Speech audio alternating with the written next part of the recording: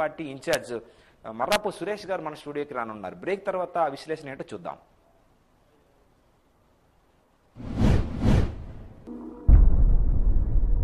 అలాంటి పరిస్థితులు ప్రధానంగా ధాన్యం కొనుగోలు కేంద్రంలో అంటే ఏదైతే అంతకుముందు తెలుగుదేశం పార్టీ హయాంలో ధాన్యం కొనుగోలు కేంద్రాలు ఉండేవి. ఇప్పుడు ప్రస్తుతానికి ఆర్బీకేలు వచ్చాయి. రైతు భరోసా కేంద్రాల ద్వారా ధాన్యాన్ని కొనుగోలు చేస్తున్నారు. దీంట్లో రైతులు ఎన్నో అవస్థలు పడుతున్నారు. అంటే ఎన్నో ఒక బస్తాకి సుమారు 5-6 కేజీల నుంచి కూడా నష్టపోయే అవకాశం ఉంది. దీన్ని ఏమంటారు? మీరు ఏ విధంగా ప్రజలకు తీసుకెళ్లారు? ఇక్కడ 2 అంశాలు ఉన్నాయండి. ఒకటి, గతంలో కొనుగోలు కేంద్రాలు అనేవి ఉండేవి. అది ఎక్కడ ఉండేవి? వెలుగు ద్వారా ఐకేపీ కేంద్రాలు ఏదైతే మహిళలు డ్వాక్రా మహిళలు ఉన్నారో వాళ్ళ గ్రూపులుగా పెట్టి వాళ్ళ ద్వారా కొనుగోలు చేసి దాని ద్వారా అవి మిల్లర్కి ఎక్కడికైతే అవసరం ఉందో అక్కడికి పంపించడం జరిగింది. దాని ద్వారా కొంతమంది ఆదాయం దొరికేది ఆ మహిళలకి. దాన్ని తీసేసి ఆర్బీకే కేంద్రాలని పెట్టారు. ఆర్బీకే కేంద్రాల్లో వాళ్ళు అక్కడ ధాన్యం చెక్కింగ్లు కానీ లేదంటే ఎటువంటి ఏమీ చేయరు. అక్కడ ఉండి అక్కడి నుంచి వాళ్ళు బటన్లు అక్కడ కంప్యూటర్లు ఏదైతే ఉందో ట్రక్ షీట్ జనరేట్ చేయడం ఇవి జరుగుతాయి తప్ప అక్కడ గ్రౌండ్లో ఎలా ఉందో చూడటం లేదు. రెండోది, ఇప్పుడు ఆర్బీకే కేంద్రాలు మీరు అడిగిన క్వశ్చన్ ఏంటంటే వాళ్ళకి ఎక్స్ట్రా తూంచుతున్నారు. అవకాశం ఇప్పుడు వీళ్ళు ఎప్పుడైతే మన ఆర్బీకే కేంద్రంలో ఉన్నటువంటి స్టాఫ్ కరెక్ట్గా పనిచేశారో అంటే ధాన్యం కొనుగోలు చేసిన వెంటనే వాళ్ళు ఏంటంటే దాచుకోవడానికి కానీ ఎక్కడ గోడౌన్స్ కానీ ఎక్కడ లేవండి. వెంటనే చేను కొయ్యంగానే వర్షంకి భయపడి దాన్ని ఇమీడియట్గా దాన్ని ఎక్కడ ఆరబెట్టే పొజిషన్ కానీ ఎక్కడైనా వాళ్ళ ఆరబెట్టుకోవడం కళ్ళలు తయారు చేసి ఇస్తున్నారు ప్రతి పంచాయతీలు. అలాంటి పరిస్థితులు ఎక్కడా లేవు కాబట్టి రైతు పచ్చిధాన్యం తేవడం వల్ల అది ఆరుదలకు వచ్చేస్తాయని చెప్పేసి మిల్లర్ కూడా వాళ్ళు టైట్ చేస్తున్నాడు. మాకు 1 కేజీ ఎక్స్ట్రా ఇస్తే కానీ మేము ఇవ్వలేమని. ఎందుకంటే డిసెంబర్లో వచ్చిన పంట ఈరోజు మార్చి ఏప్రిల్ వరకు అది మిల్లింగ్ చేసేసరికి 30 కేజీలకే పడుతుంది. అయితే అది రైతు ఎందుకు లాస్ అవ్వాలి? మిల్లర్లకి మీరు 67% ఈల్డింగ్ అని పెట్టారు. అంటే ఒక 100 కేజీలు ధాన్యం ఇస్తే 67 కేజీలు బియ్యం కావాలని చెప్పేసి డిపార్ట్మెంట్ వాళ్ళు అడుగుతున్నారు వాళ్ళ దగ్గర నుంచి. వాళ్ళకి 62-63 కేజీలు వస్తే వాళ్ళు ఎక్కడి నుంచి తెస్తారు? అంటే ఇటు మిల్లర్లు ఇటు రైతుని కూడా ఇబ్బంది పడుతుంది. అంటే సరైన లెక్కలు సరైన ఒక ల్యాబ్ అనేది పెట్టుకొని అసలు ఎంత ఈల్డింగ్ వస్తుంది, ఇక్కడ పంట వేస్తున్న పంట ఏంటి, మట్టిని బట్టి వీళ్ళు చేసి అవి సరిచేస్తే ఇటు మిల్లర్లు రైతులు కూడా ఇబ్బంది లేకుండా ఆ కేజీ కూడా ఎవరు అడగాల్సిన అవసరం ఉండదండి. ప్రధానంగా మరొక సమస్య ఏంటంటే ఆంధ్ర రిజర్వాయర్ సంబంధించినటువంటి పూడికి తీత పనులు గతంలో జరిగినట్టు ఈ 5 సంవత్సరాలు కూడా ఎప్పుడూ జరగలేదని చెప్పి ఒక ఆరోపణ ఉంది. దాన్ని మీరు ప్రజల్లోకి ఏ విధంగా తీసుకెళ్ళాలి? గజమాల నియోజకవర్గంలో ఆంధ్ర రిజర్వాయర్ అనేది ఒక ప్రతిష్టాత్మకమైనటువంటి ప్రాజెక్ట్. దానిలో పూడికి తీత పనులు జరగలేదని చెప్పి ఆరోపణ. ఇప్పుడు ఆంధ్ర రిజర్వాయర్ 4 TMC కెపాసిటీ నేను అనుకుంటున్నాను కొంచెం అటు ఇటుగా. అయితే అందులో 50% 60% సిల్ట్ పూడికిపోతే కింద మట్టి ఎప్పుడైతే పూడికిపోయిందో అందులో నీరు నిల్వ ఉండదు. అంటే దగ్గర 3 TMCలు మట్టి పూడిపోతే పైన ఉన్నది 1 TMC. కానీ రిజర్వాయర్ చూస్తే ఫుల్ నిండుగా కనపడుతుంది. ఒకసారి గేట్ ఎత్తంగానే ఆ రైతులకి ఒక తడి కలుస్తే తర్వాత నీరు ఉండదు. అంటే ఇది ఇప్పుడు మాట్లాడుకోవడానికి మీరు ఎన్నిసార్లు ఇరిగేషన్ గురించి మాట్లాడినా వాళ్ళు ఒక తట్టడి మట్టి తీయలేదు, 1 రూపాయి ఇరిగేషన్ ఖర్చు పెట్టింది లేదు. ఎక్కడైతే మనకి కాలువలు కరకట్లు కొట్టేశాయో అది తప్పదు కాబట్టి అలాంటి ఎమర్జెన్సీ ఏదైతే వర్షాకాలంలో ఎక్కడైనా కాలువలు కొట్టేస్తే అలాంటి పూడికలు పూర్తి చేయడే తప్ప ఎక్కడా కూడా ఇరిగేషన్ మీద 1 రూపాయి ఖర్చు పెట్టలేదు సార్. ఇది వాస్తవం. రైతుకు ఉపయోగపడే పని ఏదీ చేయలేదు వీళ్ళు. విత్తనాలు ఇవ్వలేదు, ఎరువులు ఇవ్వలేదు, పూడికలు తీయలేదు. ప్రతి ఎకరానికి నీరు ఇవ్వాల్సిన ఇచ్చే దిశగా మనుషులు వెళ్ళాలి తప్ప. గజనగరం నియోజకవర్గం పరిధిలోని మొత్తంగా చూసుకున్నట్లయితే రైతులు ఎక్కువగా నివసించే ప్రాంతం.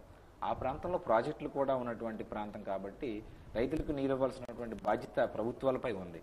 అయితే ప్రస్తుతానికి తాటిపూడి రిజర్వాయర్ సంబంధించి చూసుకున్నట్లయితే విశాఖకు నీరు వెళ్లే ప్రస్తుతానికి వెళ్తుంది. ఈ నేపథ్యంలో ఆయకట్టు రైతులకు సరిగ్గా సక్రమంగా నీరు అందలేదని చెప్పి వాదన అయితే ఉంది. ఆ ప్రతిపాదన కూడా గతంలో ప్రతిపాదన చేశారు. విశాఖ నీరు వెళ్లకుండా పూర్తి సాగునీటి ప్రాజెక్టుగా తాటిపూడి ఉన్నటువంటి ఆయకట్టు రైతులందరూ కూడా నీరు అందించే విధంగా చర్యలు తీసుకోవాలని చెప్పి ఒక పక్క చెప్పారు. దానిపై మీరు ఏమంటారు? ఎలా ఉందంటారు? తాటిపూడి రిజర్వాయర్ అనేది సేమ్ దానికి కూడా ఇదే పరిస్థితి అండి. దానికి పెట్టుబడి పెట్టి సిల్ట్ తీయలేదు, దానివల్ల దాని సామర్థ్యం తగ్గింది. అలాగే ఇంకోటి ఏంటంటే విశాఖకి తాగునీరు ఇవ్వడం అనేది మొదటి నుండి ఉంది. కానీ దాని నుంచి మన విశాఖ ఏదైతే ఇప్పుడు అది గ్రేటర్ విశాఖ నుంచి మనకు కొంత సుంకం రూపంలో డబ్బు రావాలి. ఆ డబ్బు ఖర్చు పెట్టి కూడా దాన్ని మెయింటెనెన్స్ చేయొచ్చు. అది కాకుండా గజపతినగర్ ఎమ్మెల్యే గారు అదనంగా కొన్ని ప్రైవేట్ కంపెనీలు కూడా అక్కడి నుంచి నీరు అమ్మేశారు. అంటే ఇక్కడ ఇసుక అమ్ముకుంటున్నాడు, ఆ నది నుంచి ఏమో నీరు అమ్ముకుంటున్నారు. అంటే మా దౌర్భాగ్యం ఏంటంటే కింద ఉన్న రైతులకు నీరు ఎలా వెళ్ళాలి, దాన్ని ఏదో రకంగా ఎప్పుడు కూడా మెయింటెనెన్స్ చేద్దామని చెప్పి ఆలోచన అయితే లేదండి. దాంట్లో ఇసుక నీరు కూడా అమ్ముకున్నారు. మీరు కావాలంటే చెక్ చేయండి, ప్రైవేట్ కంపెనీలకు ఎవరికి వెళ్ళారంటే చెక్ చేసుకోండి. దాని గురించి మేము గతంలో మేము చాలా బహిరంగ సభలో మేము లోకేష్ గారి దృష్టిలో పెట్టి దాని గురించి చాలా గట్టిగా మాట్లాడాం మేము ఇరిగేషన్ మీద. ఎందుకంటే ఒక రైతు బిడ్డగా నాకు ఎప్పుడు కూడా ఈ పొలంకి నీరు ఎలా వెళ్ళాలి, ఈ పొలం ఎందుకు ఇలా బీడు బారిపి ఉండిపోయింది అని చెప్పి ఆలోచనతో ఉన్నటువంటి వ్యక్తిగా నేను ఎప్పుడు కూడా ఇరిగేషన్ మీద ఎప్పుడు కూడా బుర్ర పెట్టి అసలు ఏం జరుగుతుందని చెప్పేసి ఇరిగేషన్ మన డిపార్ట్మెంట్ కూడా చాలా సార్లు నేను వెళ్ళడం జరిగింది. అదేవిధంగా మరొక సమస్య చూసుకున్నట్లయితే తోటపల్లి కుడి కాలువ పనులు ఇంకా జరగలేదని చెప్పి ఒక పక్క వాదన ఉంది. మీరు దాన్ని ప్రజల్లోకి ఏ విధంగా తీసుకెళ్లాలంటారు, లేకపోతే గవర్నమెంట్ వచ్చినట్లయితే ఎలా మీరు దానిపై దృష్టి సారిస్తారంటారు? సార్ ఇది మినిమం సార్ మన జిల్లాలో మన గజపతి నగరము అలాగే జిల్లాలో ఇప్పుడు తోటపల్లి అంటే మనకు పార్వతపురం నుంచి రావాలి. ఆల్రెడీ అది చాలా వరకు కంప్లీట్ అయిపోయింది. అతి తక్కువ ఖర్చు పెడితే ఆ కాలువ కంప్లీట్ అయిపోతే ఇటు గజపతి నగరం నుంచి ఇటు చీపురుపల్లి వరకు కూడా నీరు వెళ్ళే అవకాశం ఉందండి. అది చేయలేదు. ఆంధ్ర నుంచి రావాల్సిన కాలువ కూడా పెండింగ్ ఉంది, అది కూడా కంప్లీట్ చేయలేదు. ఇట్లాంటివి చాలా ఉన్నాయి. మేము అవి అసలు మనకు ఉన్నవి రెండు సోర్సు, మూడో సోర్స్ వచ్చేసరికి అంటే గజపతినగరం నియోజకవర్గానికి తక్కువ యూజ్ అవుతుంది ఏదైతే మన తోటపల్లి కుడికాలు ఉంది. కానీ కొంత గ్రామాల్లో ఇక్కడ కవర్ అవుతూ అది కిందకి వెళ్ళిపోతుంది. ఎక్కడా కూడా ఇరిగేషన్ మీద వీళ్ళు బుర్ర పెట్టలేదు, ఆలోచన చేసే మినిస్టర్లు కూడా లేరు మన ఇరిగేషన్లో. అది మన దౌర్భాగ్యం. ఎందుకంటే ఫైనాన్స్ మినిస్టర్ ఎంత అవసరమో అలాగే ఇరిగేషన్ మినిస్టర్ అంతే అవసరం, ఎడ్యుకేషన్ మినిస్టరు అలాగే హెల్త్ మినిస్టరు, ఈ మినిమం వీళ్ళెవ్వరికి కూడా ఈ శాఖల్లో చేసిన వాళ్ళకి ఎవరికి ఏదీ తెలియదు. మన దౌర్భాగ్యం ఏంటంటే జగన్మోహన్ రెడ్డి అన్ని పవర్స్ ఆయన చేతిలో పెట్టుకొని వీళ్ళందరినీ ఒక కీలు బొమ్మలాగా అంతరించి మన జిల్లాలో అతి పెద్ద నాయకుడు బొత్స సత్యబాబును కూడా ఒక మాట్లాడినివ్వకుండా ఏమి చేయకుండా నిర్వీర్యం చేసిన జగన్మోహన్ రెడ్డి అనమాట. గజపతి నగరంలో ప్రధానంగా చూసుకున్నట్లయితే కూటమి అభ్యర్థిగా కొండపల్లి శ్రీనివాస్ను ప్రకటించారు. ఈ నేపథ్యంలో జనసేన పార్టీ నేతలు అదేవిధంగా మాజీ ఎమ్మెల్యే కేఏ నాయుడు కానీ వాళ్ళలో ఉన్నటువంటి మీరందరినీ కూడా కలుపుకొని వెళ్ళలేదని చెప్పి ఒక ఆరోపణ అయితే ఉంది. అంటే జనసేన పార్టీ నేతలు కానివ్వండి, తెలుగుదేశం పార్టీ నేతలు కానివ్వండి, మీరంతా కూడా ఒక సమన్వయ లోపాన్ని కొండపల్లి శ్రీనివాస్ భర్తీ చేస్తున్నారంటారు. అంటే మీకు ఏదో ముఖం మొత్తే మాటలు కాకుండా ఉన్న వాస్తవం చెప్పాలి. మీకు వాస్తవం ఏంటంటే కొండపల్లి అప్పలనాయుడు గారు గతంలో మాజీ ఎమ్మెల్యే, లాస్ట్ 5 years వర్క్ చేశారు. అలాగే నేను 2017 నుంచి నేను ఎమ్మెల్యే అవుదామని చెప్పి అక్కడ వర్క్ చేశాను. శ్రీనివాసరావు గారికి టికెట్ ఇచ్చారు కాబట్టి వెంటనే వెనకాతలు వెళ్ళిపోయి పనిచేయాలని ఏమి లేదండి. వాస్తవం ఉన్నదే మాట్లాడదాం. అంతే లేదు సార్ నేను వెంటనే వెళ్ళి శ్రీనివాస్ గారు చేసని చెప్పి ఆయన దగ్గర నేను మార్కులు కొట్టేయాల్సిన అవసరం లేదు. ఒక లోపం, సమన్వయ లోపం ఉందని చెప్పి లేదు. అది బిగినింగ్ లో ఉన్న మాట. వాస్తవం ఏంటంటే ఏమైనా టికెట్ మారే అవకాశం ఉంటుందేమని చెప్పి ఆయన ప్రయత్నం చేసాడు కేఏ నాయుడు. అలాగే అట్ ద సేమ్ టైం నేను మా పార్టీ దగ్గర నుంచి జనసేనకి టికెట్ ఇస్తే నేను గెలిపించుకొని వస్తానని చెప్పేసి మా పార్టీ పెద్దలతో నేను మాట్లాడడం జరిగింది. సో ఇది ఎప్పుడైతే ఇక లేదు, అవకాశం లేదని చెప్పేసి అనుకున్నాము, నేను వెంటనే శ్రీనివాస్ గారి దగ్గరికి వెళ్ళడం జరిగింది. శ్రీనివాస్ గారు మీకు నా మద్దతు ఉంటుంది, మాకు పవన్ కళ్యాణ్ ఏంటి చెప్పారు అదే చేస్తాము, అంతకుమించి మా మైండ్లో ఇంకేముండదండి, మీరు ఏదైనా ప్రోగ్రామ్స్ ఉంటే పిలవండి అని చెప్పేసి నేను శ్రీనివాస్ గారికి చెప్పడం జరిగింది. అలాగే మన చంద్రబాబు నాయుడు గారు వచ్చినప్పుడు కేఏ నాయుడు గారు కూడా డయాస్ పంచుకోవడం జరిగింది. ఆయన స్టేజ్ మీద మాట్లాడారు. ఆయన పక్కా ఇద్దరు వాళ్ళ అబ్బాయే కాబట్టి, వాళ్ళ అన్నయ్య గారు అబ్బాయే కాబట్టి ఎట్టి పరిస్థితులు ఆయన కూడా పని చేస్తున్నారు, గెలిపిస్తాం కూడా ఉన్నది గజపతినగరం నియోజకవర్గం. గజపతినగరం నియోజకవర్గంలో ప్రచారాలు ఏ విధంగా జరుగుతున్నాయి? కూటమి అభ్యర్థితో మీరు ఎలా పాల్గొనబోతున్నారు? అంటే పాల్గొంటున్నారు, ఇంకా భవిష్యత్తులో ఈ 10 రోజులు ఎలా పాల్గొనబోతున్నారు? మొదటి నుండి ఒక 3 భాగాలుగా విభజించడం జరిగింది. ఒకటి ఉపాధి హామీ పనులకు వెళ్ళే దగ్గరికి ఒక సెక్షన్, అలాగే డోర్ టు డోర్ క్యాంపెయిన్, అలాగే గ్రామ సభలు. అయితే టైము ఇంకా ఎక్కువ వీలైనంత ఎక్కువ ప్రచారం చేయాలని శ్రీనివాసరావు గారు సతీమణి ఎవరైతే ఉన్నారో లక్ష్మి గారు ఆవిడ ఒక దిక్కుగా వెళ్తున్నారు, కొండబాబు గారు కొండలరావు గారు వాళ్ళ నాన్నగారు ఒక పక్క వెళ్తున్నారు. అలాగే అభ్యర్థితో పాటు నేను గ్రామ సభలు ఎక్కడైతే జనాభా ఒక దగ్గర ఉంటారో, ఎందుకంటే మేము మాట్లాడి ఇక్కడున్న పరిస్థితులు బొత్స అప్పలనరసయ్య గారి గురించి, జగన్మోహన్ రెడ్డి గారి గురించి, రేపు రాబోయే ప్రభుత్వం ఏం చేస్తుంది, మా పవన్ కళ్యాణ్ గారు ఎందుకు ఈ కూటమిలోకి వచ్చారని చెప్పేసి జనాలకు అర్థమయ్యే విధంగా ప్రతి ఒక్కటి కూడా చెప్తూ, అలాగే అట్ ద సేమ్ టైం మేము ప్రచారంలో మెయిన్గా తీసుకుపోతుంది ఏదైతే 2022లో భూచట్టం ఏదైతే ఉందో ఆ భూచట్టం రైతులందరి పాలిట శాపం కాబోతుంది. ఈ భూచట్టం ఏదైతే సర్వే అయిపోతుంది, ఆల్రెడీ ఈవేళ రేపటి నుంచి అది ఇంప్లిమెంట్ కూడా అవుతుంది. దానివల్ల మీ భూమిని మీరు అమ్ముకోలేరు, మీ భూమి మీది కాదు, మీరు కోర్టులకు వెళ్ళలేరు, వెళ్తే ఒకే ఒకటి జిల్లాకు ఒక పెద్ద మనిషి ఉంటాడు, ఆ పెద్ద మనిషి కూడా ఒక ఎమ్మెల్యే ఒక ఎంపీ చేతిలో ఉంటాడు, టైటిల్ రెవెన్యూ ఆఫీసర్గా ఒక ఎవరిని వేస్తారు. అక్కడికి వెళ్ళి నువ్వు అమ్ముకోవాలని ఆయన దగ్గర ఎన్ఓసి తెచ్చుకోవాలా, నువ్వు ఒకవేళ కొన్నది కూడా నువ్వు మళ్ళీ ఆయన దగ్గరికి వెళ్ళి నా భూమి అని చెప్పి ఎన్రోల్ చేసుకోవాలా. లేదంటే ఏదైనా గొడవ వస్తే 3 నెలలు నువ్వు చూసుకుపోతే నీ భూమి నీది కాదు, ఏదైతే తప్పు పడిందో ఆ తప్పు పడిందే రైట్ అవుద్ది. నువ్వు ఆ తర్వాత కోర్టుకి కూడా వెళ్ళలేవు. ఒకవేళ కోర్టుకి వెళ్ళాలంటే కూడా నీకు ఆ టీఆర్ఓ ఎన్ఓసి ఇవ్వాలి. టీఆర్ఓ ఎన్ఓసి తప్పు చేసినాడు ఎందుకు ఎన్ఓసి ఇస్తాడు? వెళ్తే కూడా ఇక్కడ జిల్లా కోర్టులు లేవు, హైకోర్టుకి విజయవాడ వెళ్ళాలి. సామాన్య రైతు ఎక్కడికి వెళ్తాడు? ఏ కోర్టుకి వెళ్ళి ఎవరి దగ్గరికి వెళ్తారండి? అంటే 75 సంవత్సరాల తర్వాత భూ చట్టాలు మారాలి, తప్పులేదు. మార్చేటప్పుడు అందులో ఏమి ఇబ్బందులు ఉన్నాయి ఏంటనేది చూసి ఇవన్నీ తీయాల్సిన అవసరం ఉంది. ప్రధానమైన 3 సమస్యలు ఉన్నాయండి. ఒకటి, కోర్టుకి వెళ్ళకూడదు. అంటే న్యాయ వ్యవస్థను నువ్వు రద్దు ఎలా చేస్తావు? న్యాయ వ్యవస్థ చేయాల్సిన పనులు కూడా రాజకీయ నాయకులను వీళ్ళు రెవెన్యూ అధికారులు చేసేస్తే ఎలాగా? గజపతి నగరంలో మరొక ప్రశ్న. గజపతి నగరంలో కూటమి అభ్యర్థి అంటే ఎంపీ అభ్యర్థి ఎవరైతే ఉన్నారో కలిసేటి అప్పలనాయుడు గారి ప్రచారం ఏ విధంగా జరుగుతుంది? కలిసేటి అప్పలనాయుడు గారు ఎందుకంటే ఆయన 7 నియోజకవర్గాలు తిరగాలి కాబట్టి ప్రతి మండల హెడ్ క్వార్టర్ని కవర్ చేసే విధంగా ఆయనకు చెప్పాం. అలా కాకుండా బహిరంగ సభలు పెద్దవి పెట్టేటప్పుడు కూడా ఆయన ఇన్వైట్ చేస్తున్నాం. అలా 7 నియోజకవర్గం నుండి మా నియోజకవర్గం నుంచి కూడా ఆల్రెడీ 2 మీటింగ్లకు ఆయన ఇన్వైట్ చేయడం జరిగింది. మండల హెడ్ క్వార్టర్లో అయితే ఎట్టి పరిస్థితుల్లో కవర్ చేయాలి, బహిరంగ సభలు కవర్ చేయాలని చెప్పేసి ఒక ప్లానింగ్ పెట్టుకున్నాం. అలాగే ఎమ్మెల్యే అభ్యర్థితో పాటు వాళ్ళ కుటుంబ సభ్యులు, అలాగే జనసేన నుంచి మేము 4 దిక్కులుగా వెళ్ళి, ఇప్పుడు జనసేనలో నేనున్నాను, అలాగే రవికుమార్ ఉన్నారు, కలిగి పండు ఉన్నాడు, ఇట్లా లక్ష్మణ ఉన్నాడు, ఇట్లా మండలాల వారీగా ఉన్నారు కాబట్టి మేము ఎలక్షన్ టీం వేసుకున్నాం. అనిల్ ఉన్నాడు, ఇట్లా ఉన్నారంటే ఏ మండలం మండలం వేసుకొని యువత దగ్గరికి ఎవరు వెళ్తే బాగుంటుంది, మహిళల దగ్గరికి ఎవరు వెళ్తే బాగుంటుంది, మైక్రో లెవెల్లో మేము ఎవరికి ఏం చెప్పాలి అవన్నీ చెప్తూనే ఎలక్షన్ క్యాంపెయినింగ్ చేస్తున్నాం. 100% శ్రీనివాసరావు గారిని మెజారిటీతో గెలిపిస్తాం, అందులో ఎటువంటి డౌటు లేదు. ఇప్పుడు సిట్టింగ్ ఎమ్మెల్యే చూసుకున్నట్లయితే ఇసుక మాఫియా, భూ కబ్జాలు చేశారని చెప్పి మీరు ఆరోపిస్తున్నారు. వాళ్ళు చూసుకున్నట్లయితే వైసీపీ నేతలు అవి ఏం జరగలేదు, ఉట్టిట్టు మాటలని చెప్పి వాళ్ళు చెప్తున్నారు. ఏంటి ఇందులో అంత వాస్తవం ఉందంటారు? ఏం జరిగిందంటారు? అంటే బొండపల్లి పోలీస్ స్టేషన్ చెక్ పోస్ట్ని అడగాల, గజపతి నగరం రెవెన్యూ అధికారులను అడగాల. అంటే ఇప్పుడు వాళ్ళు ఎవరు చెప్పరండి. ఎక్కడికి వెళ్తున్నాయి ఏంటనేది అందరికీ తెలుసు. అందులోకి జగన్మోహన్ రెడ్డి గారి ప్రభుత్వంలో ఎవరు మాట్లాడడానికి లేదు. మాట్లాడడానికి లేదంటే నువ్వు మాట్లాడుతున్నావు కదంటే కొందరు ఉంటారు అక్కడెక్కడ మాట్లాడిన వాళ్ళు, కానీ అధికారులు సమాధానాలు ఇవ్వరు. స్థానికంగా ఉన్న నాయకులు అడగడానికి భయపడతారు. అక్కడ జగన్మోహన్ రెడ్డి గారు ఎంత పెద్ద మనిషి, మనకి ఇక్కడ ఈ జిల్లాలో బొత్సవాళ్ళు కూడా అంతే పెద్ద మనుషులు కాబట్టి ఎవరు మాట్లాడరు. ఉన్న వాస్తవాలు అవే. ఇసుక దోపిడీ జరగట్లేదా? క్వారీలు ఉన్నాయండి. ఫర్ ఎగ్జాంపుల్ క్వారీలు ఉన్నాయి. ఎన్ని క్వారీలు మైనింగ్ వాళ్ళు ఆఫ్ చేశారు, ఎన్ని క్వారీలు లైన్లో పెట్టారు? బొత్సవాళ్ళకి 3 క్వారీలు ఉంటే అందులో క్వారీ ఆపేస్తారు, అంటే అది కూడా ఆపేశారు కానీ చెప్పుకోవడానికి. మిగతా 2 క్వారీలు నడుస్తాయి. మిగతా ఎవరి దగ్గర కూడా క్వారీలు లేకుండా వాళ్ళ తాలూకు పర్మిషన్స్ అన్ని రద్దు చేస్తారు. అంటే జిల్లాలో ఎక్కడికి వెళ్ళాలి? 4 క్వారీల నుంచి వెళ్ళాలి. అంటే ఏమంటే ఎవరైనా అడిగినందుకు మా క్వారీ కూడా ఒకటి మూసేశారు కదా అని అంటారు. దానికి ఆ నామ్స్ ప్రకారంగా ఎన్ని హెక్టార్లు ఇచ్చారు, ఎంత తవ్వుతున్నారు, ఎంత డీప్గా వెళ్తున్నారు, ఎంత చదరం తవ్వుతున్నారు ఎవరికి తెలియదు. ఇవన్నీ ప్రజల్లోకి తీసుకుని వెళ్తున్నారా మీరు? చెప్తున్నామండి 100%. ఈ రోజు కాదండి, మేము జనసేనలో గజపతినగరంలో అడుగు పెట్టినప్పటి నుంచి ఎక్కడ ఏం జరిగినా కూడా చెప్తున్నామండి. మీరు ఇంకా నమ్మరు. గజపతినగరంలో ఇంకోటి జరిగింది చెప్తాను. సామాన్యులకు ఇల్లు స్థలాలు ఇస్తామని చెప్పేసి భూసేకరణ జరిగింది. డీ పట్టా ల్యాండ్స్ అని జగనన్న కాలనీలు.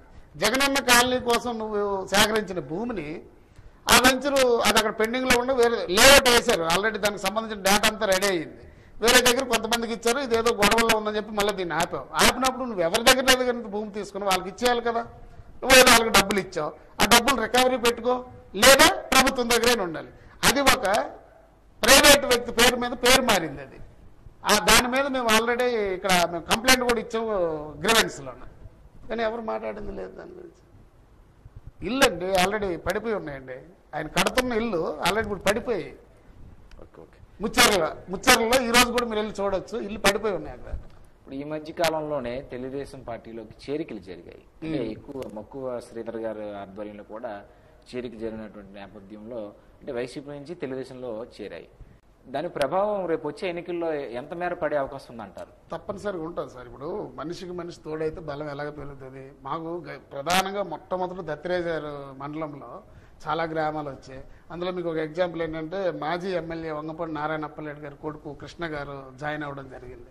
ఆ గ్రామంలో గ్రామ సభ పెడితే గ్రామంలో ప్రతి ఒక్కరూ వచ్చి అక్కడ కూర్చొని ఆయన ఎమ్మెల్యే అభ్యర్థి మాట్లాడింది, మేము మీతో ఉంటామని మిమ్మల్ని గెలిపిస్తామని ప్రజలే కరెక్ట్గా డైరెక్ట్గా చెప్తుంటారు. నిన్న గడసాములో ఊరంతా వచ్చి కూర్చున్నారండి రాత్రి 10 వరకు కూడా. అక్కడ కూడా వైసీపీ వాళ్ళు జాయిన్ అయ్యారు. అలాగే ఇక్కడ గజనగర్ నుంచి కూడా వస్తున్నారు. ప్రతి ఊర్లో జాయినింగ్స్ అనేది ఎవ్రీ డే ఉంటున్నాయండి. ఎమ్మెల్యే అభ్యర్థి వెళ్తే కంపల్సరీ అక్కడ 2-3 కుటుంబాలు లేదా 10 కుటుంబాలకి కండువా వేయడం జరుగుతుంది. అది కూడా సర్పంచులు, మాజీ ఎంపీటీసీలు. అలాగే మక్కువ శ్రీధర్ గారి గురించి కూడా మీకు తెలుసు. ఆయన ఒక జడ్పీటీసీగా 2 సార్లు చేసి ఉన్నాడు. ఆయనకి పొలిటికల్ ఇది ఎక్కువే ఉంది ఆయనకి. సో ఆయన కూడా వచ్చారు కాబట్టి ఒక మనిషి యాడ్ అవుతుంది, కంపల్సరీ బలం పెరుగుతుంది. తప్పనిసరిగా టీడీపీకి గెలుపు అక్కడ అవకాశం ఉందండి. ఇప్పుడు 2019 ఎన్నికల్లో జనసేన పార్టీ తరఫున రాజీవ్ అక్కడ పోటీ చేశారు గజనగర్ నియోజకవర్గం సంబంధించి. అప్పుడు ఎంత మేర ఓట్లు వచ్చాయి? ఇప్పుడు నెక్స్ట్ వచ్చినటువంటి కూటమి అభ్యర్థికి జనసేన పార్టీ నుంచి మీరు ఎన్ని ఓట్లు ఇచ్చే అవకాశం ఉందంటారు? ఇక్కడ మీకు 3 అంశాలు చెప్తాను సార్. ఎన్ని ఓట్లు వచ్చాయన్నారు కాబట్టి 2700, 3000 దగ్గర వచ్చాయి. ఇప్పుడు 2019. ఎందుకంటే నామినేషన్ వేయడానికి రేపు లాస్ట్ డేట్ అనగా చివరిగా టికెట్ ఆయనకి ఇవ్వటం, ఆయన నామినేషన్ వేసి జనాల్లో తిరగలేకపోవడం, నెక్స్ట్ వయసు కూడా తక్కువ, ఇంజనీరింగ్ చేసిన పిల్లాడు. సో ఆ క్యాంపెయిన్ చేయలేకపోవడం వల్ల గెలుస్తాడో గెలవడం అని చెప్పేసి మా జన సైనికులు, మెగా అభిమానులు చాలామంది వైసీపీకి అటు కొంత టీడీపీకి చెల్లాచెదరు అయిపోవడం జరిగింది. మా ఓటింగ్ అనేది 6% కాదండి. ఎప్పుడు 15 to 20% అనేది ఎప్పుడు ఉంది. కాకపోతే ఏంటంటే అక్కడ నిలబడిన వ్యక్తి ఆ ఓట్లన్నింటిని కూడా గ్రాప్షన్ చేసుకోవడంలో పొరపాటు జరిగింది తప్ప అప్పుడు తక్కువే పడ్డాయి. అయితే మీకు రెండో విషయం ఏంటంటే పీఆర్పీకి 10 రోజుల వ్యవధిలో కడబండి శ్రీనివాస గారు టికెట్ ఇచ్చినప్పుడు దగ్గరగా 30,000 ఓట్లు పడ్డాయండి 10 రోజుల వ్యవధిలోనే. అంటే అక్కడ మెగా అభిమానులు చాలా ఎక్కువ మంది ఉన్నారు గజనగర్ నియోజకవర్గంలో.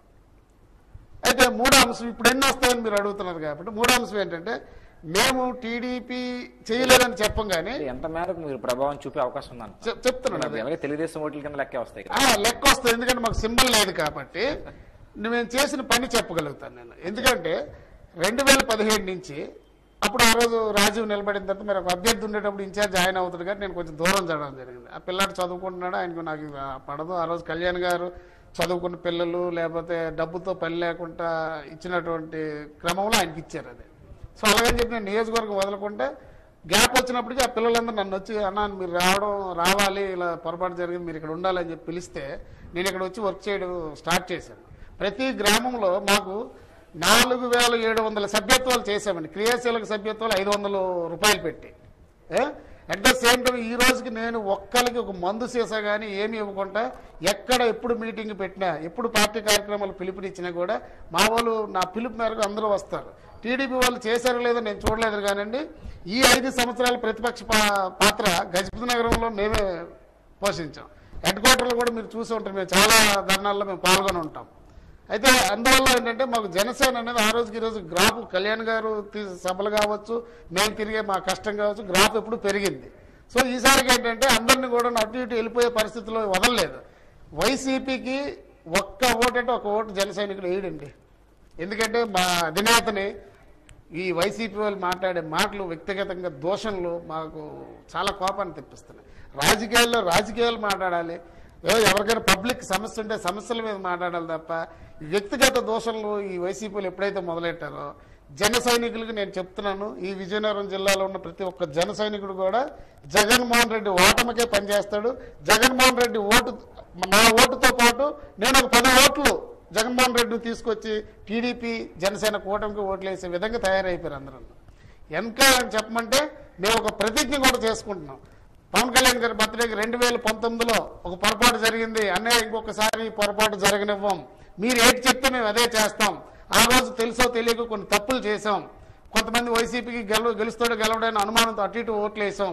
దాని ప్రభావం ఏంటంటే ఈరోజు మాకు సింబల్ కూడా పర్మనెంట్ కాకుండా అయిపోయింది. దానికి కేవలం మా జన సైనికులు మాదే తప్పు జరిగింది కాబట్టి ఈసారి మీరు ఏంటి చెప్తే మన ఓటు ఎక్కడ మీరు వేయమంటే ఆ బూత్లో వేస్తామని చెప్పేసి మేము ప్రతిజ్ఞలు కూడా చేసుకుంటున్నాం ఎక్కడ పడితే అక్కడ. సురేష్ గారు, ప్రధానంగా అంటే తెలుగుదేశం జనసేనతో పాటు భారతీయ జనతా పార్టీ కూడా ఈ కూటమిలో ఉంది. ఈ నేపథ్యంలో గజపతినగరం నియోజకవర్గంలోని భారతీయ జనతా పార్టీ ఏ విధంగా ప్రచారాల్లో పాల్గొంటుంది, అసలు పాల్గొంటుందా లేదా ఏంటి? అసలు లేదండి, పాల్గొంటున్నారు. అక్కడ దేవరేశ్వరరావు ఎవరున్నారు, దుర్గాప్రసాద్ ఒక పిల్లాడు ఉన్నాడు. ఆవిడ కాకుండా ఆమె బీజేపీ అధ్యక్షురాలుగా చేసినటువంటి రెడ్డి పావని గారు ఉన్నారు. నిన్న ఎంపీ గారు వెళ్ళారు, ఎమ్మెల్యే గారు మీటింగ్లకు వస్తున్నారు. రెడ్డి పావని గారు బాగానే అన్నింటిలో తిరుగుతున్నారు. ప్రచారం వస్తున్నారండి. అంటే ఎవరు కూడా నాగట్లేదండి. ఎవరి టైం వాళ్ళు కేటాయించుకొని బీజేపీ జనసేన టీడీపీ కష్టపడుతున్నారు. దానికి తోడు లోక్సత్తా అభిమానులు కూడా మాతో తిరుగుతున్నారు. లోక్సత్తా సపోర్ట్ కూడా మాకే కాబట్టి బాబుజీ గారు ఇచ్చారు కాబట్టి వాళ్ళు కూడా తిరుగుతున్నారు మాతో. నియోజకవర్గంలో ప్రధానంగా మరొక సమస్య చూసుకున్నట్లయితే చెరుకు సంబంధించినటువంటి చెరుకు రైతులు చాలా ఇబ్బందులు పడుతున్నారు. అంటే భీమసింగ్ షుగర్ ఫ్యాక్టరీ చాలా ఒకప్పుడు చాలా ఒక రైతులకి ఒక ఆశతో ఉండేవారు. ఈ షుగర్ ఫ్యాక్టరీ బాగుండడం వల్ల రైతులకు ఎన్నో మంచి జరిగే అవకాశం ఉండేది. ఇప్పుడు ఆ షుగర్ ఫ్యాక్టరీ మూసినటువంటి పరిస్థితులు ఉన్నాయి.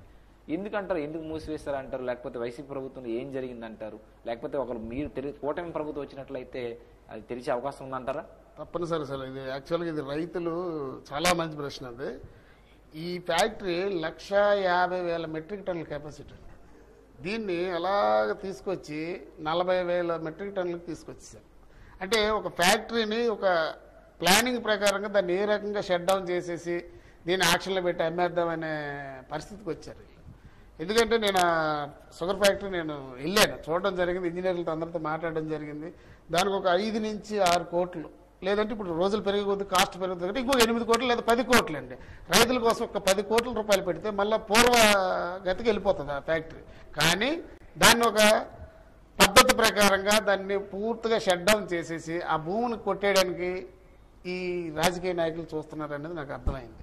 దాన్ని మేము మొన్న శంకరారావు సభలో నేను చాలా గట్టిగా మాట్లాడి వినిపించాను కూడా. మాకు ఇక్కడ గంటేళ్ళలో జరిగిన సభలో మేము చెప్పాం, అయ్యా రేపు మీరు అధికారంలో రాగానే మాకు ఫస్ట్ ఈ షుగర్ ప్లాంట్ కావాల్సినంత చాలా తక్కువ డబ్బుతో అది చేయాలి.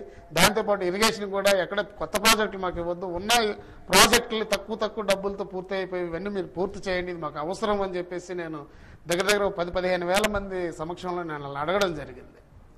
ఎందుకంటే అవి చెయ్యాలండి, తప్పదండి. యువతకి బాగుపడే రకంగా కంపెనీలు పెట్టాలి, వాళ్ళు చదువుకోవడానికి కావాల్సిన ఏర్పాట్లు చేయాలి. విద్యా రంగం కానీ వైద్య రంగం కానీ, అలాగే వ్యవసాయదారులకు కావాల్సినటువంటి ఇరిగేషన్ సమస్యలు కానీ ఇలాంటివన్నీ చేయాలి. ఇప్పుడు రైతు భరోసా కేంద్రాలు పెట్టి వాళ్ళతో సక్రమంగా పనిచేయించండి. ఈ క్రాఫ్ట్ విధానాన్ని నమోదు సక్రమంగా జరిగేటట్టు చూడండి. మాజీ ముఖ్యమంత్రి చంద్రబాబు మొన్న బొండపల్లిలో జరిగినటువంటి సభలో అంటే ఏ విధంగా మనకు గజపతినగరం నియోజకవర్గం సంబంధించి ఎలాంటి భరోసా ఇచ్చారు? ఇప్పుడు ఓవరాల్గా గజపతినగరం అనేది స్పెసిఫిక్గా ఉన్నటువంటి ఇరిగేషన్ ప్రాజెక్టుల మీద ఆయన సమాధానం ఇచ్చారు. అలాగే షుగర్ ప్లాంట్ ఆయన ప్రస్తావించలేదు, కానీ మేము ఏదైతే రిప్రజెంటేషన్ ఇవ్వడం జరిగింది ఇట్లన్నిటిని కూడా తప్పనిసరిగా రేపు మనం అధికారంలోకి వచ్చిన తర్వాత ఒకటి ఏంటంటే 100 పడకల ఆసుపత్రి నత్తనాటకం నడుస్తుంది, అక్కడ ఎక్విప్మెంట్ వచ్చాయి, ఈ రోజుకి ఇన్స్టాలేషన్ చేయలేదు, డిగ్రీ కళాశాల పూర్తి చేయలేదు. అలాగే మనకి ఏదైతే మీరు ఇందాక లిఫ్ట్ ఇరిగేషన్ ప్రాజెక్టుకు సంబంధించింది కానీ ఇట్లా ప్రధానమైనవి రైతులు హాస్పిటల్కి సంబంధించిన ప్రధానమైనవన్నీ కూడా ఇవ్వడం జరిగింది. అలాగే స్కిల్ డెవలప్మెంట్ సెంటర్ ఎట్టి పరిస్థితుల్లో అంటే మా నియోజకవర్గానికి పేరు పెట్టి ఒకటి ఇవ్వలేకపోవచ్చు, కానీ జిల్లాకు 2 ఇవ్వండి ఎట్టి పరిస్థితుల్లో. ఎందుకంటే ఇక్కడ యువత గజపతినగరంలో కనీసం దగ్గర 18,000 మంది నిరుద్యోగ యువత ఉన్నారు. వీళ్ళందరికీ కూడా మేము ఏదో ఒక రకంగా స్కిల్ డెవలప్మెంట్ సెంటర్ని ఎవరైనా అవహేళన చేసి ఉండొచ్చు, కానీ ఏ ఒక్క మనిషి చదువు లేనోడికైనా కూడా ఒక 6 మాసాలు మనం ఏదైనా ఒక పని నేర్పితే ఆ పనిలో నిష్ఠాతుడు అయ్యాడు, కంపల్సరీ స్కిల్ పెరిగితే ఎక్కడో వెళ్ళి బతకగలుగుతాడు. ఒక 30,000, 40,000, 50,000 పెట్టి ఒక దుబాయ్ వెళ్ళొచ్చు, ఒక ఫిట్టర్ నేర్పించచ్చు, ఒక వెల్డర్ నేర్పించవచ్చు, ఒక ఎలక్ట్రికల్ వర్క్ నేర్పించవచ్చు. వాళ్ళకి ఏది ఇంట్రెస్ట్ అయితే అది నేర్పించే అవకాశం ఉంది. కానీ స్కిల్ డెవలప్మెంట్ సెంటర్ల గురించి పెట్టాం. ఇలాంటివి ప్రజలు బాగుండాలి, పని చేసుకోవాలి సార్. ఫస్ట్ ప్రతి మనిషి పని చేయాలి. అలాగే ప్రతి ఒక్క సేనికి అదే భూమికి ఎక్కడైతుందో అక్కడ నీరు అవకాశాలు వాటర్ సదుపాయం ఎప్పుడైతే కల్పించామో మనం ఎవరి దగ్గర దేహాన్ని చేతులు చాపుకోవాల్సిన అవసరం లేదు. మనిషి పని చేయాలి, ఆరోగ్యంగా ఉంటాడు, పని చేస్తే ఉత్పత్తులు పెరుగుతాయి, తద్వారా ఆదాయం పెరుగుతుంది. ఆ వచ్చే డబ్బుతో రేపు పొద్దున్న ఎన్నైనా ఫ్రీ సంక్షేమ సంఘాలు ఎన్నైనా పంచవచ్చు. ఊరుగా పంచుకుంటూ పోయి పని చేయడం అనేసి సోమరపోతులు అవ్వడం అనేది అది కరెక్ట్ కాదు. అది చంద్రబాబు నాయుడు గారి పద్ధతి అది కాదు. అలాగే పవన్ కళ్యాణ్ గారు కూడా మా యువతకి ప్రధానమైనటువంటి మా సూపర్ 6లో ఒకటి మాదే. అది ఏదైతే 20 లక్షల మంది ఉద్యోగాలు లేదా నిరుద్యోగ భృతి వాళ్ళకి ఉద్యోగాలు వచ్చేదాకా, లేదంటే వ్యాపారాలు చేసుకున్నారు. సురేష్ గారు అంటే సూపర్ 6 అన్నారు కాబట్టి చెప్తున్నాను. అంటే ముఖ్యమంత్రి జగన్మోహన్ రెడ్డి ఒక కొత్త మేనిఫెస్టోని నిన్న రిలీజ్ చేశారు. దానిపై ఏంటంటారు, మీ కామెంట్ ఏంటి, ఎలా ఉందంటారు మేనిఫెస్టో? ఎవరు ఏదైనా ఇవ్వచ్చు సార్, అన్ని డబల్ చేసాడని నేను అనుకుంటున్నాను. కామన్ గా ఇప్పుడు వీళ్ళు ఇచ్చారు కాబట్టి దీనికంటే డబల్ చేస్తాను. నేను ఇంకా చూడలేదు. అంటే ఆయన ఏమంటాడంటే ఇక మీరు వచ్చినటువంటి వైసీపీని మళ్ళీ గెలిపిస్తే మళ్ళీ పథకాలన్నీ కూడా పూర్తి స్థాయిలో అమలు చేస్తామని చెప్పి జగన్మోహన్ రెడ్డి చెప్తున్నారు. పథకాలన్నీ చేస్తాం. సూపర్ 6 హామీలను తెలుగుదేశం పార్టీ అధినేత చంద్రబాబు తీసుకొచ్చారు. జనసేన పార్టీ అధినేత తెలుగుదేశం పార్టీ అధినేత కలిపి సూపర్ 6 హామీలు ఉమ్మడి దీనిగా తీసుకొచ్చారు. ఏంటంటే రెండింటికి బ్యారేజ్ ఏంటంటే రెండింటికి బ్యారేజ్ ఏంటంటే సార్, ఒకటి కేవలం అప్పులు తెచ్చి పంచడమే వీళ్ళ తాలూకు వైసీపీ యొక్క మేనిఫెస్టో. ఇప్పుడు సూపర్ 6లో మీకు ఒకటి ఉంది, యువతకి 20 లక్షల మందితో కూడా మీరు పని చేయించగలిగితే వాళ్ళకి జీతాలు ఒకటే రావండి, వాళ్ళు చేసే పని ద్వారా ఉత్పత్తులు పెరిగితే తద్వారా ఆదాయం, రాష్ట్ర ఆదాయం పెరుగుతుంది. కొన్ని కంపెనీలు పెట్టగలిగితే కంపెనీలు చేసినటువంటి ఉత్పత్తులు ఎక్స్పోర్ట్లు జరుగుతాయి. ఎప్పుడు కూడా ఇంపోర్ట్ తగ్గించుకొని ఎక్స్పోర్ట్ పెంచుకోగలిగితే ఎవరికైనా డబ్బు వస్తుంది. ఇప్పుడు జగన్మోహన్ రెడ్డి కాలంలో కంపెనీలు వెనక్కి వెళ్ళే కానీ కొత్త కంపెనీలు ఎక్కడ పెట్టలేదు కదా. మేనిఫెస్టోలో అవి లేవంటారా? అతను ఉండవండి, ఉండవు. కావాలంటే మీరు ఏమైనా చూపించండి, ఒక్కటి చూపించండి. ఇది ఒకటే మీకు ఎగ్జాంపుల్ మీకు ఇందులో ఉన్నది. 20 లక్షల మంది పనిచేస్తే ఎలాగ ఉంటుందో ఒకసారి చూడండి, ఆదాయం పెరుగుతుంది. ఎందుకంటే నేను వ్యాపారాలు చేస్తున్నాను కాబట్టి ఇన్కమ్ ఎలా జనరేట్ చేయాలో నేను చెప్తున్నాను సార్. నేను 10వ తరగతి పోయాను. నేను ఈరోజు కంపెనీలు పెట్టి నాకు 200 మంది పని చేస్తాను. అంటే ఇన్కమ్ జనరేట్ చేయడం అంటే పని చేయడం అండి. డబ్బులేమి ముద్రలేసి ఎంత దౌర్భాగ్యం అంటే గతంలో నేను ఒకసారి విన్నాను, కేంద్రం కాదు డబ్బులు లేవట, వాళ్ళే ప్రింట్ చేస్తారు, ప్రింట్ చేసి ఇవ్వలేరా అని ముఖ్యమంత్రి చూశాను నేను. అంటే డబ్బుని చాలా పెద్ద ముద్రలు కొట్టుకోవచ్చు. నిజం సార్, ఇది వాస్తవం. మీరు కావాలంటే వీడియోలోనే చూడండి.